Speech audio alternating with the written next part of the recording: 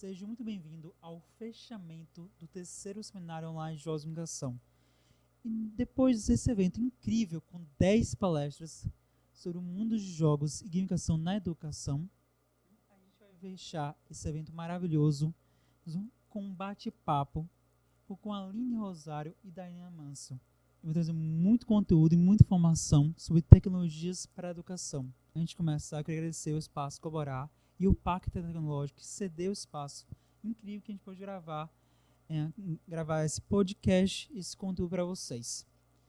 E além disso, estamos no Pacto Tecnológico que tem o intuito para movimentar todo o cenário de inovação do estado da Bahia, trazendo diversas empresas e iniciativas para esse parque. Além disso, contamos com apoio com a Associação das Indústrias das Empresas do Parque Tecnológico da Bahia também. E eu queria chamar para o nosso podcast e pedir a presença da Aline Rosário, primeiramente. Eu queria que você se apresentasse e falasse um pouquinho da sua história. Então, Jorge, eu sou a Aline Rosário, tenho atuado na área de educação há mais de 23 anos. Minha história profissional é bem voltada para a área de educação. Praticamente toda a minha vida profissional foi dedicada à área de educação. Comecei a trabalhar nova, né, e já desenvolvendo essa ousadia de professora. Quando eu tinha, na igreja que eu frequentava, eu fui professora de juniores. Eu era adolescente e já comecei a ensinar a pessoas mais novas que eu um pouco. Aos 14 anos eu já era professora de banca também. Na época a gente chamava de banca, hoje a gente fala de reforço escolar, né? E fui desenvolvendo muitas habilidades empreendedoras, o que eu acho que me ajudou bastante em relação ao meu comportamento em sala de aula, a diversificar e a ser ousada nas metodologias para tentar engajar os alunos, para tentar promover uma aprendizagem mais significativa. Então, eu digo assim, que sempre que eu comecei muito nova e cada dia eu fui procurando me aprimorar, né, estudar, me capacitar para estar atuando nesse cenário. Em 1999, eu ingressei através de concurso na Universidade do Estado da Bahia, onde eu atuo até hoje. E foi quando eu realmente me percebi na área de educação e me apaixonei por essa área. É uma área que provoca uma transformação, é a área que eu acredito que o desenvolvimento só existe através dela. Então, eu fui estudando muito, né? Eu já caí no departamento de educação na UNEB, e trabalhando com professores, doutores, mestres, enfim, eu fui me apaixonando e me qualificando para também estar atuando nessa área. Então, são 23 anos de UNEB atuando sempre na gestão acadêmica e depois também no ensino. E é um pouquinho isso, né? Sou mãe de 3 filhos, que eu não posso deixar de falar. Meus 3 filhos, Alana, Alexandre e Adler. Adler hoje fazendo medicina, graças a Deus, tem 19 anos o mais velho, o mais novo tem 1 aninho. Sou mãe de 3, sou esposa, sou dona de casa, né? Trabalho numa startup também, eu me qualifiquei muito na área de empreendedorismo e inovação. Então, eu fiz uma formação lá no Vale do Silício. Minha formação profissional, a minha formação acadêmica primeira foi em administração, depois eu fiz matemática, que eu gosto muito da área também, e hoje eu faço análise de sistemas, porque o ambiente da startup, da inovação, da tecnologia me levou também à formação, né, nessa área. E sou mestre, né, pela UNEB em gestão e tecnologias aplicadas à educação. Além disso, participo de vários projetos, né? A gente que tem esse comportamento empreendedor, a gente não para, né? Então, hoje também sou representante do Conselho Regional de Administração no município de Camaçari, faço parte do grupo de uma rede Mulheres do Brasil, faço parte do grupo de empreendedorismo. Enfim, são várias coisas que a gente vem atuando. Hoje também atuo na educação básica, né? Com a plataforma Repeduca, a gente vem atuando no ensino da matemática através da gamificação. Então, é um pouquinho da minha história, né? Tentando ser bem rápida. Bem breve, um monte de conteúdo que você já construiu na sua vida inteira. E a gente vai poder aproveitar e tirar por cada pedacinho desse conteúdo para poder compartilhar com o pessoal. poder tirar suas experiências, suas vivências e trazer isso para o público poder aproveitar cada vez mais e levar para cada canto desse Brasil. Minha vez agora? Primeiro eu queria agradecer ao convite de Jorge para estar aqui e na presença ilustríssima de Aline. Obrigada. Eu tenho uma história de amor com a educação. Estou na educação há 14 anos, desde a minha formação. Eu sou de uma comunidade rural chamada Goiabeira, que fica lá na cidade de Conceição do Coité, no sertão da Bahia. E eu sempre faço questão de enfatizar essa minha origem, porque ela faz parte de toda a minha trajetória, das minhas escolhas, inclusive desse lugar, né, onde eu estou hoje. Esses espaços onde a gente vai passando vão compondo a gente enquanto pessoa, né, enquanto sujeito. Então, a minha origem, ela diz muito sobre mim. E é interessante que, por ser uma comunidade rural, eu não tinha muito contato com tecnologias, né, digitais, mas eu fui caminhando, fiz letras na UNEB, lá do Campus 14, lá em Coité, e depois, quando eu cheguei aqui em Salvador, para trabalhar, trabalhei em algumas universidades aqui, e ao chegar no Senai, num período que eu trabalhei no Senai, foi que, de fato, eu me engajei com as tecnologias digitais voltadas para a educação, porque sempre estive em espaços educacionais, mas dando aula, trabalhando na área comercial, mas nunca tinha me conectado com essa relação entre tecnologia e educação. Quando eu cheguei no Senai, eu vivenciei essa experiência e isso me marcou muito, a ponto de me levar a fazer um mestrado na UNEB em educação, pesquisando sobre gamificação na educação profissional. E aí eu ingressei nesse mundo, adentrei esse mundo aí de uso de tecnologias digitais na educação e nunca mais saí. Depois do mestrado, eu fui atuar, né, como consultora educacional, com formação de professores, já ajudando professores a usar as tecnologias digitais em sala de aula. E aí eu comecei a perceber como essas tecnologias elas melhoravam o desempenho de aprendizagem dos alunos e o trabalho desses professores.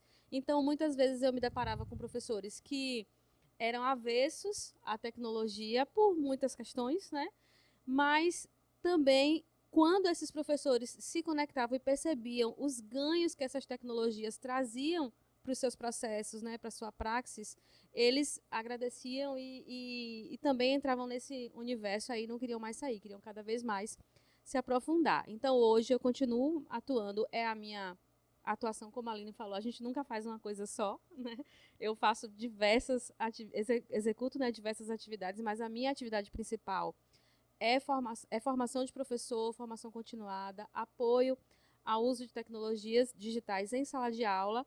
E o meu projeto mais recente é uma startup que eu desenvolvi com um amigo programador, André Costa, para usar uma plataforma que facilite a correção de redações preparatórias para Enem e vestibulares. Então, a gente está trabalhando aí nesse projeto, a plataforma que já está prontinha, estamos em fase de experimentação, né, com algumas escolas, mas esse e acho que qualquer outro projeto hoje que eu me engaje, ele vai ter sempre aí, né, a educação como o lugar principal e a tecnologia ali circulando esses espaços. Mas como o jogo em si e a gamificação entrou auxiliando no processo da educação? Como o jogo entrou como um ponto para diferenciar, para mudança para vocês? Queria entender isso um pouquinho mais cada um de vocês duas. Olha, eu comecei a perceber desde nova, quando eu jogava, né, na década de 80 era o Atari. Eu comecei pelo Atari na casa dos vizinhos, que eu não tinha. Depois, eu acho que o nosso primeiro game foi Nintendo. Nintendo 64? Foi. Eu também tive um Nintendo 64. Foi o que eu tive mesmo, foi nosso, né? Eu e meus dois irmãos, que a gente dividia ali. E eu gostava muito desse ambiente de competição que o jogo traz e daquela coisa assim da performance, de você estar sempre desenvolvendo a habilidade, mudando de fase, melhorando. E eu sempre fui muito de aprender. Então, O jogo me fazia aprender. O jogo, eu me percebia jogando como uma pessoa que estava em processo de constante melhoria. E a partir disso, quando eu iniciei em sala de aula, né, eu trouxe muitas atividades em sala de aula para promover esse ambiente de competição, porque eu vivia isso, eu sabia que isso estimulava. Então, eu promovia algumas atividades gamificadas durante as aulas e eu percebia o quanto os alunos participavam ativamente dessas atividades. Mas a minha essência realmente foi como jogadora, desde novinha, eu sempre gostei de competir, de estar ali me preparando, me qualificando, na verdade, desenvolvendo a habilidade para ir melhorando, né? E avançando os níveis. Então, eu trouxe isso para a sala de aula desde quando eu comecei, porque quando a gente começa tão empolgado, né? E a gente quer que os alunos participem. Então, assim, o meu planejamento sempre foi muito assim voltado para como é que eu vou fazer para que os alunos tenham interesse em assistir a minha aula, né? Que não seja só mais uma aula. Então, aí eu fazia júri simulado, fazia várias atividades para promover um pouco de... Até jogos, né? Os alunos desenvolviam jogos, eles desenvolviam jogos de tabuleiro. Naquela época a gente não tinha ainda muito recurso, nem todas as instituições tinham recursos tecnológicos, aparatos mesmo para a gente estar utilizando. Então, a gente fazia com o que tinha, né? Eu lembro que teve uma vez, uma professora, eu sou da área de gestão, e uma professora falou assim... você brinca muito em sala de aula, será que os alunos aprendem? Aí eu comentei assim, professora, realmente esse é o grande desafio, né? Eu acho que, eu penso até hoje, que é o grande desafio de trabalhar com games, é você equilibrar a ludicidade com o processo de aprendizagem, de forma que as pessoas percebam que estão construindo um conhecimento naquele processo de interação social, de ludicidade, do brincar, né? E quando eu fiz o mestrado em gestão de tecnologias na UNEB, voltadas para a educação, foi que eu percebi que eu não estava errada, né? Agora eu precisava aprimorar minhas técnicas para ir adequando ao novo perfil de aluno que a gente tem em sala de aula. Então, a aula que eu dava em 2008 não é a mesma que eu dou hoje, até porque o perfil do aluno mudou durante esse período. Então, no mestrado, eu aprendi muita coisa e conheci várias teorias, como o Vygotsky mesmo, que ele fala muito essa questão da ludicidade, né? Do brincar, e do quanto isso proporciona uma aprendizagem mais significativa e mais envolvente, né? Os alunos ficam mais motivados a participar. Então, eu só fui realmente aprimorando as técnicas de gamificação em sala de aula. Mas eu acho que desde o início eu sempre procurei promover esse ambiente tanto competitivo como também colaborativo, mas que promovesse essa interação social e que tivesse o brincar também na essência, desde que as pessoas envolvidas percebessem esse processo de construção de conhecimento através do brincar. Interessante que, como eu disse anteriormente, eu vim de uma comunidade rural. E a gente não tinha jogos eletrônicos lá, né? As brincadeiras eram todas brincadeiras de rua. Eram brincadeiras coletivas, era correr, era se esconder, era o que se chama comumente de amarelinha lá, a gente chamava de macaco, sete pedrinhas. Eram brincadeiras do campo, brincadeiras de zona rural. E pouco tempo atrás, eu comecei a me questionar, mas por que eu me envolvi tanto com isso? Se na minha experiência como aluna, como estudante, eu não vivenciei, eu nunca tive videogame, eu vi na minha casa a primeira televisão, foi aquela televisão, não sei se vocês já viram, que era pequenininha, que era rádio e TV em pequenininha, que tem muito assim, guaritas de segurança, e eu já era grandinha, né, quando a gente teve essa primeira televisão, e depois foi melhorando e foram chegando outros aparelhos melhores, mas na minha infância, mesmo a primeira, a segunda infância, era brincar na rua. O que eu gostava mesmo era de estudar. Eu amava estudar, porque era na escola que eu me encontrava e que eu era feliz. E aí, quando eu estava na universidade, eu tive contato com a obra Homo Ludens, de Huizinga, e nessa obra, né, por meio do meu orientador, Vitor Caires, ele apresentava para a gente, né, toda a filosofia por trás da brincadeira, por trás do jogo. E eu comecei a pensar, né, que, de fato, a gente joga e a gente brinca desde que a gente se constitui enquanto humano. Né? E aí ele vai trazer história filosófica aí por trás das brincadeiras, por trás dos jogos. Então, eu sempre fui uma defensora de que é possível aprender com prazer. Eu nunca defendi uma educação carrasca que castigasse e que impusesse o aprender como algo que é chato, mas é necessário. Eu acho que não. Eu acho que a criança ela aprende muito mais e muito melhor quando ela está feliz.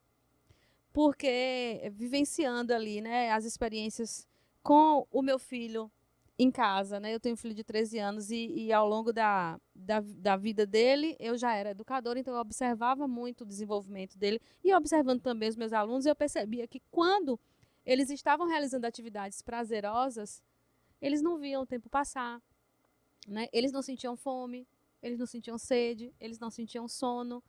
E é assim quando você está brincando com algo que te dá prazer. Então, nas atividades que a gente desenvolvia na escola, ou em qualquer atividade ali envolvendo aprendizagem, se a criança ela está feliz, ela está aprendendo, mas ela não está se sentindo, né, prisioneira daquele processo. A gente vê muito isso na primeira infância, na educação infantil. É tudo muito lúdico, é tudo muito colorido, é muita brincadeira, a leitura é um prazer, né? As atividades são um prazer, mas a escola ela meio que vai podando essa brincadeira à medida que a criança vai crescendo, né? E a gente hoje defende que a gamificação ela vem trazer esse lúdico que a escola ela vai tirando da sala de aula, né? Pensando que as estratégias que os jogos trazem, né? Quando um desenvolvedor de um jogo ele desenvolve um jogo, ele vai pensar, né, na narrativa para aprender esse jogador. Ele vai pensar, né, na imagem, no layout, nos personagens, no design do jogo, que seja atrativo para aquele público específico. E, principalmente, ele vai colocar no jogo estratégias para que essa pessoa que está jogando, ela sinta prazer em jogar. Ela não se sinta nem angustiada por não conseguir executar ali, né, as missões, mas também não fique entediada. E aí eu faço o link, né, com outro autor que eu tive contato também no mestrado, que foi Mihaly, que trabalha com a teoria do flow, né, que é justamente uma teoria que vai estar por trás ali toda a questão do designer, do game designer, né? Então, quando você pensa na gamificação, na educação, eu sempre costumo dizer que está para além do uso de jogos digitais, porque as pessoas associam muito, né? O game, o jogo, quando se fala em game, a gente pensa no videogame, no jogo digital, mas acha que para fazer gamificação você vai ter que ter todos né, aquelas expertises.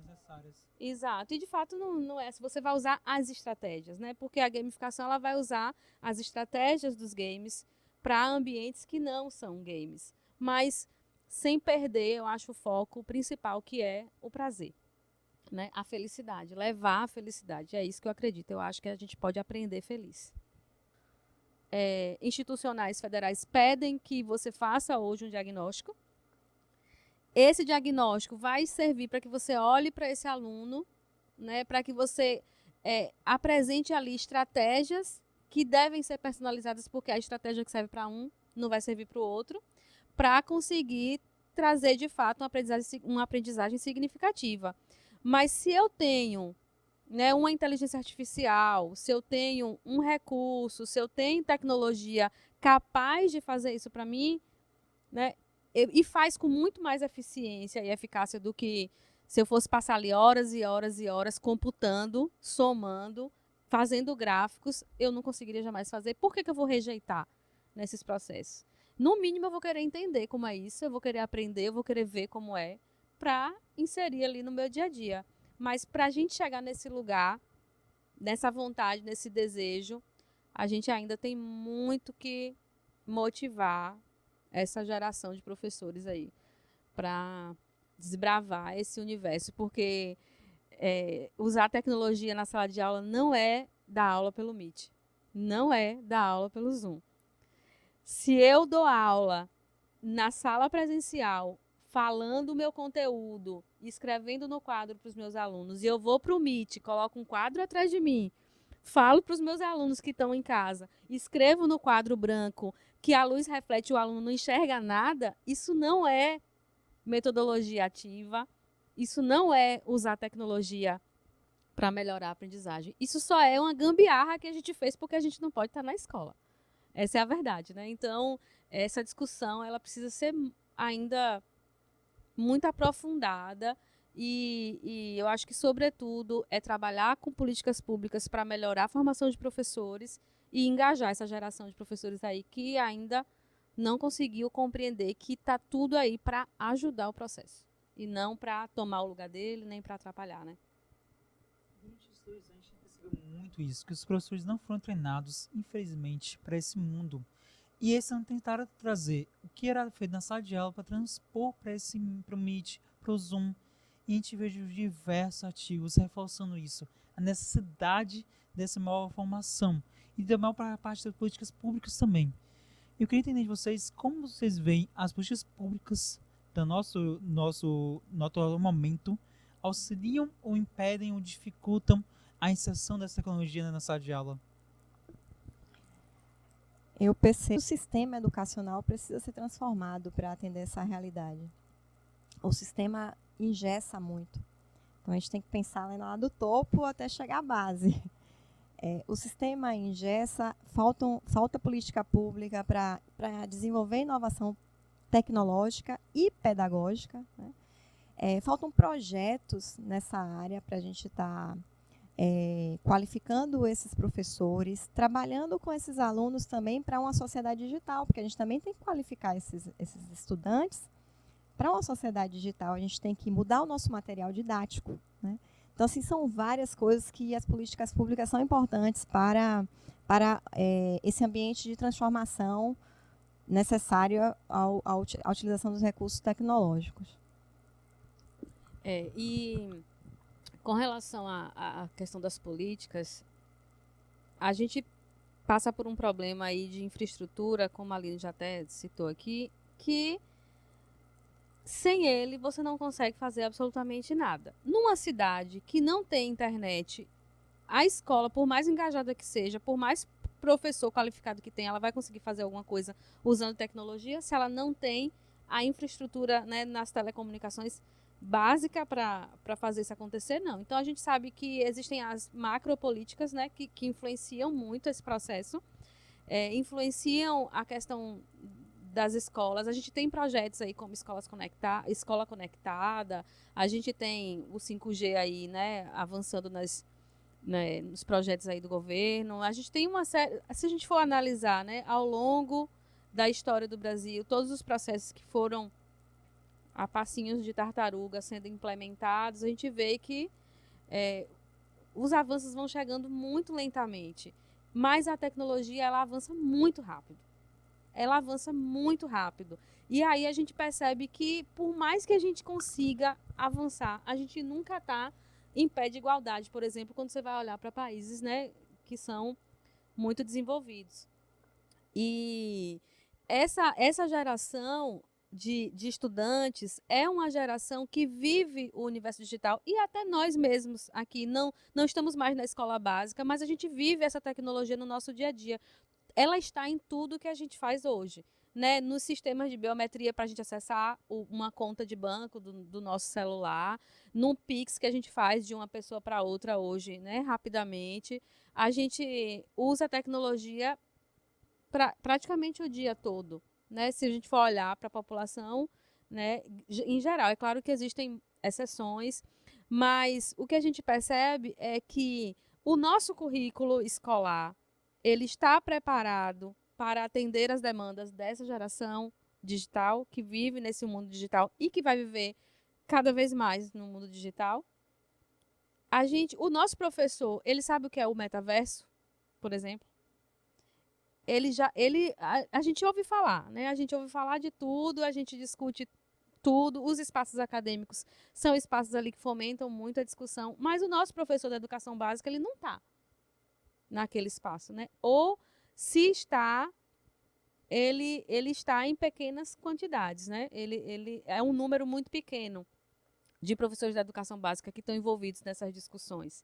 É como se a escola fosse o último lugar onde as coisas chegam, onde as discussões, onde as tecnologias chegam. Aí a gente fala, mas tem muitas escolas, né, que estão altamente tecnológicas e antenadas, mas e a escola pública, né? E a escola de bairro?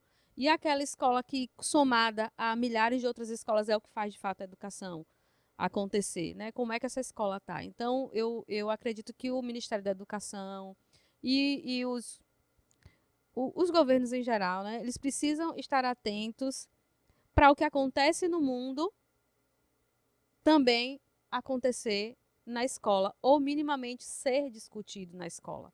Porque é essa criança que está na escola hoje que vai ser o profissional que vai atuar no mundo daqui a 5, 10, 15, 20 anos. Então, é quem vai tocar o Brasil e o mundo, não somos nós, são essas crianças, elas precisam estar preparadas, né?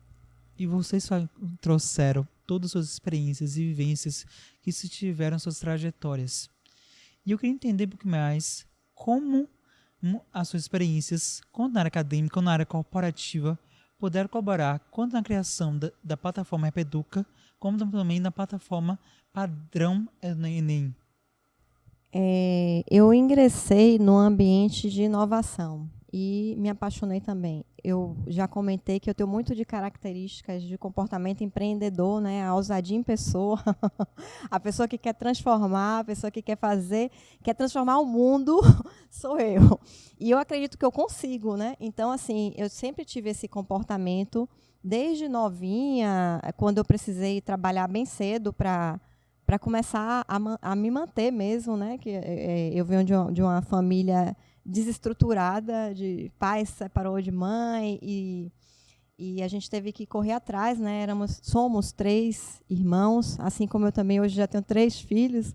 Então, assim, a gente precisou correr atrás. Então, nesse processo, eu fui desenvolvendo essas habilidades pela necessidade mesmo, né? Por precisar correr atrás, precisar transformar, precisar aprender, e eu via isso desde nova como muito significativo na minha vida, assim. Eu queria aprender para transmitir, né? Porque eu sempre acreditei que quando eu aprendia, eu me transformava numa pessoa melhor. E quando eu me transformava numa pessoa melhor, eu influenciava pessoas, eu inspirava pessoas. Então, desde pequena mesmo que eu venho desenvolvendo essa característica, e durante a minha trajetória profissional, isso foi sendo aperfeiçoado, né? Eu comecei, como eu falei, na UNEB, em 99, trabalhando no ambiente acadêmico, um ambiente que me proporcionou estudar mais, conhecer mais, me relacionar, me conectar com as pessoas. Comecei com a UNEB, depois, de repente, eu já estava trabalhando na UNEB em uma outra instituição privada. Aí comecei a assumir cargos de gestão e entender melhor do ambiente, do sistema mesmo educacional. E no dia a dia dessas tarefas, dessas atividades, eu fui percebendo que eu comecei a desenvolver mais essas habilidades do correr atrás, né, do buscar oportunidades, de fazer diferente. E acho que foi isso que me desenhou. Assim. Aí teve a formação acadêmica, fui fazer o curso de administração para desenvolver mais as competências de gestão. Depois eu ingressei no Repeduca no momento que eu tinha acabado de concluir o curso de matemática, a formação pedagógica em matemática, que era um desejo meu, né? Eu sempre gostei muito de cálculo, eu fui professora de reforço escolar de matemática e eu tinha esse desejo. Quando eu ingressei no ambiente de inovação, inclusive eu fiz uma formação, e é a questão que eu falo para vocês, né? Do comportamento, do correr atrás. Eu fui fazer uma formação em inovação lá no Vale do Silício, porque eu queria conhecer a mentalidade das pessoas que proporcionava aquele ambiente diferente, né? Um ambiente de realização. Então, eu fui também correr atrás desses conhecimentos por várias formações, fiz essa formação, fiz outras, vou me qualificando cada vez mais. Então, acho assim, esse perfil da gente correr atrás, e o que eu falo também, a aprendizagem hoje ela precisa ser continuada. Então, eu fiz o curso de administração, me formei lá atrás, enfim, não vou nem ficar detalhando muito o tempo, né? O tempo passa tão rápido.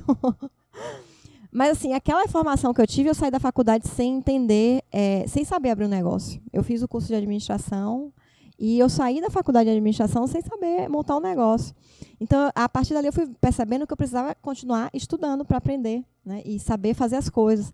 Aí fui fazer especializações em metodologia do ensino superior, que já era meu ambiente, né, acadêmico, em marketing. Agora, o conhecimento que eu tive na especialização que eu fiz em marketing há um tempo atrás, hoje é completamente diferente. Então, eu tive que fazer vários cursos de aperfeiçoamento para hoje trabalhar, por exemplo, com marketing digital, né? Eu também sou professora de marketing digital. Então, acho que assim, essa questão da formação continuada é super importante. A formação acadêmica nos ajuda, as experiências do fazer, né? A questão do você se colocar sempre para fazer as coisas. Então, eu sempre me envolvi em muitos projetos e tudo que eu me envolvo, eu aprendo. Minha sala de aula, eu aprendo todos os dias com meus alunos. Então, acho que o impacto é você estar aberto para a aprendizagem. E aí vem a experiência, a maturidade vai chegando, né? Que a gente vai. Eu fui coordenadora de cursos, então eu pensei em currículos, eu fiz currículos, eu fui coordenadora no momento que a gente estava pensando em transformar o currículo para essa realidade do digital, para a realidade do empreendedorismo, né? Para a realidade da inovação, desse ambiente de transformação que a gente está vivendo de um tempo para cá e sempre daqui para frente, né? Sempre inovando, sempre mudando, cada vez mais de forma acelerada. Como você colocou, as tecnologias estão acontecendo tudo muito rápido. Eu estive no Vale do Silício em 2019. Né? Eu vi tecnologias lá que aqui não tinha, mas que hoje já tem. Daqui a 2 anos já tem coisas, né, que hoje já acontece lá e que daqui a 2 anos já vai ter aqui também. Então, assim, é tudo assim, muito dinâmico. Então, a questão toda é a gente estar aberto para a aprendizagem e a gente vai desenvolvendo as habilidades no fazer, na realização desses projetos, a gente vai desenvolvendo, E o Repeduca, assim, voltando para o Repeduca. A Repeduca foi esse ambiente de inovação que eu vim, que eu me formei, esse ambiente da matemática, Aí eu recebi o convite de 2 amigos, né, que foram colegas de trabalho há 20 anos atrás, também na educação superior, para fazer parte desse time fundador da startup, onde eu fiquei responsável e sou responsável pelo desenvolvimento da metodologia pedagógica da plataforma. Repeduca é uma startup, né? A gente desenvolveu uma solução que é uma plataforma adaptativa para o ensino da matemática. Então, a gente trabalha com ambiente de aprendizagem totalmente gamificado, e com ambientes diferentes. A gente fala muito assim, a gente aprende hoje de qualquer lugar, 24 horas, 7 dias por semana, a gente não tem mais local, então qualquer espaço pode ser um espaço de aprendizagem. E a gente precisa entender isso também, né? Que a gente precisa desenvolver esses espaços de aprendizagem. Então, a Repeduca é mais um espaço de aprendizagem, voltado hoje para o ensino da matemática. Lógico que futuramente a gente quer ampliar, mas a gente trabalha assim com aprendizagem personalizada. Então, a plataforma faz o diagnóstico desse aluno quando ele ingressa nela. Ela traça trilhas personalizadas de acordo com a melhor forma desse aluno aprender, e a inteligência artificial nos ajuda a desenvolver essas trilhas, né, personalizadas. E depois a gente ainda faz um ambiente que a gente chama de plugado, que é um ambiente de revisão, para o aluno que teve dificuldade durante alguma trilha, ele ingressar nesse ambiente ali, absorver conteúdo para se destacar mais, para continuar competindo lá nas rotas. Né? Então, a gente começou a comercializar agora, nós recebemos um recurso do BNB, e foi assim que eu ingressei na Repeduca, com a vontade de fazer a diferença, né? Com a vontade de transformar o mundo, com a vontade de proporcionar uma aprendizagem diferente para o ensino da matemática, principalmente porque hoje eu sou professora de matemática também na UNEB, né? Matemática básica, matemática financeira, as matemáticas voltadas para a área de gestão. E sempre percebi, quando eu fiz a matemática, fui para o estágio na educação básica, que eu percebi a dificuldade dos alunos a entender a matemática, assim, isso ficou muito forte, eu preciso fazer alguma coisa. E aí chega a Repeduca no momento que eu acabei esses estágios, que eu estou com aquela vontade de fazer alguma coisa diferente, e chega a Repeduca na minha vida. Então, foi um ambiente muito, muito bom, que a gente aprende todos os dias também no ambiente da startup. E a nossa solução tem esse objetivo, né? A gente visa melhorar o ensino da matemática, trazer de forma gamificada, mais lúdico, mais divertido, com espaços colaborativos e com espaços também competitivos, trabalhando tudo de forma gamificada, com etapas, fases, a gente vai passando as fases e envolvendo esses alunos para o ensino da matemática. queria estudar matemática usando, né, Repeduca. Queria ser aluna da Repeduca. Até porque eu sou um zero à esquerda em matemática. Gente, eu gosto muito da analogia que o jogo traz para a gente de missão. Eu faço muito essa relação aí com o que a Aline disse. É como se a gente tivesse mesmo uma missão e tudo que a gente vai construindo ali, as etapas que a gente vai, né, conquistando, é para atingir aquela missão. Eu tive uma virada de chave na minha vida enquanto educadora, quando na minha primeira fase, eu era muito focada no aluno, no estudante. Eu queria engajar os estudantes, eu queria fazer tudo para eles, por eles. E aí, em dado momento da minha vida, eu virei a chave para o professor e percebi que quanto mais professores eu engajasse, mais estudantes eu engajaria. Então, antes eu era só uma professora e teria ali um número limitado, né, por questões óbvias, um número limitado de alunos. Se eu atendo um número maior de professores, eu tenho um número cada vez maior, né, de alunos, um crescimento exponencial de alunos atingidos ali por aquilo que eu levasse para esse professor. Então, de um tempo para cá, eu tenho alimentado essa minha missão de ajudar os professores. E cada vez que eu faço alguma formação, ou desenvolvo alguma estratégia, ou penso em alguma coisa voltada para esse professor, eu penso que vai estar melhorando a prática dele para que ele dê aulas melhores e mais significativas para contribuir com a aprendizagem do seu aluno. Porque a missão de todo professor é essa, né? É fazer com que o seu aluno aprenda melhor. Eu vivi uma experiência, né, como corretora de redação, e eu corrigia um volume assim, absurdo de redações, né? Redação preparatória para Enem, redação preparatória para outros vestibulares, FUVEST, Baiana, outras provas, né? E provas e concursos. E eu olhava para aquela quantidade de papel e aquilo não entrava na minha cabeça. Eu carregava pilhas e pilhas de papel. Era muito papel, porque cada texto que o aluno escrevia era uma folha para orientação e uma folha para o texto dele escrito à mão.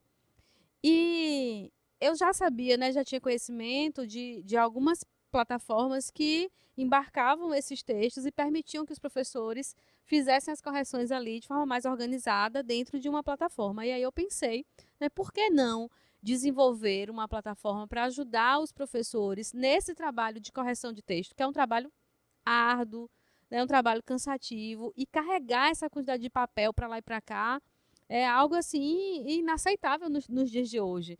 Eu vivi um relato de um colega que foi assaltado.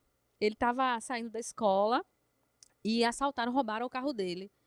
E na hora, a coisa que ele veio na cabeça dele de dizer foi pedir, implorar para o ladrão, pelo amor de Deus, para deixar ele levar as provas. Pelo amor de Deus, leve o carro, mas deixe as provas. Porque perder aquela quantidade de papel para um professor é algo assim, é desesperador. Porque é um documento, e como é que você vai fazer o aluno responder tudo de novo, escrever tudo de novo, e a família, e a escola? Agora você para pensar, né, na situação de um professor que no meio de um assalto pensa nas provas. Ele não pensa no carro, ele não pensa no documento, ele não pensa em nada. Ele pensa nas provas. E foi assim que eu convidei o meu amigo André Costa para a gente desenvolver, né, a plataforma Padrão Enem, para ser um lugar onde alunos pudessem, né, fazer upload dos seus textos e os professores pudessem fazer a correção sem necessidade de download desses textos dentro da plataforma, né, usando ali os recursos e essa plataforma gerar dados para esses professores, que é o mais interessante, né?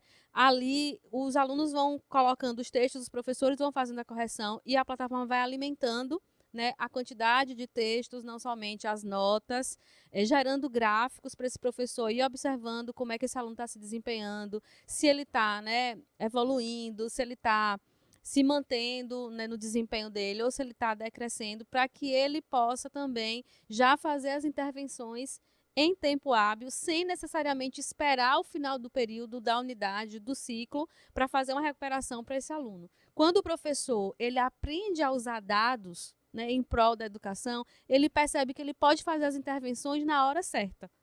Essa é eu acho que é a grande questão aí no uso de dados hoje na educação. Dados que esse professor não consegue alimentar e computar e analisar, né, sozinho, ele usa a tecnologia a seu favor para ajudar nessas intervenções, né? A gente tem intenção de mais para frente também gamificar a plataforma e abrir para alunos, porque até então a plataforma é vinculada à escola.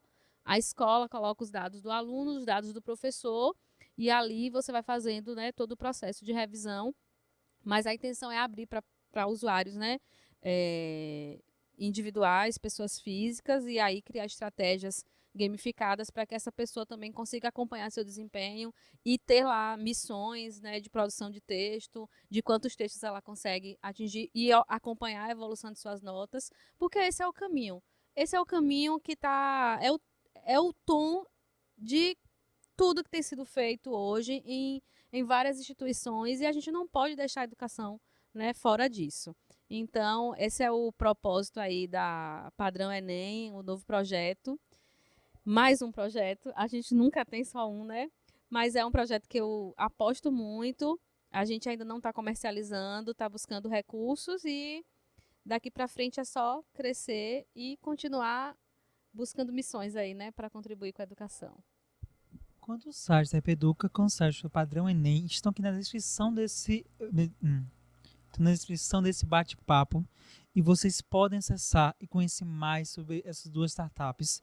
Como também, caso vocês queiram conhecer mais o trabalho quanto da Aline, quanto da Daiane Amanso, vocês podem também visitar os links aqui embaixo na descrição, que lá vão ter todas as informações quanto do trabalho, quanto das experiências dela, e vocês conhecerem mais bate-papos que elas já participaram, e tem mais eventos, mais organizações que elas participam até hoje. Hoje eu estou finalizando e realmente eu queria agradecer a vocês duas a aceitarem esse bate-papo, a compartilhar toda essa informação. Eu agradeço demais, foi um aprendizado muito grande. Eu que estou nesse processo de aprender, nesse processo de pós-graduação, de aprender como é utilizando essas novas metodologias, eu aprendi muito com vocês duas já nesse momento. Então, e eu vejo que quem estiver assistindo vai aprender muito mais com a gente. Então, agradecer. Queria perguntar se tem alguma consideração final. Agradecer pela oportunidade, por estar aqui com a Aline, aprendi muito e acho que essa missão, é isso que a gente quer, é fazer a educação cada vez melhor, dar as nossas contribuições, né, para que a gente tenha uma educação de cada vez mais qualidade para todos, né, que não seja para poucos, mas que seja uma educação de qualidade para todos. Obrigada. Então, aproveitando o espaço, pedir a contribuição, a mobilização de todos vocês que estiverem assistindo aqui esse vídeo, para juntos fazermos uma educação diferente. Eu quero agradecer o Espaço Colaborar, ao Parque Tecnológico da Bahia e também à Associação de Empresas do Parque Tecnológico da Bahia, que por ceder esse espaço incrível para gravar e produzir todo esse conteúdo para vocês.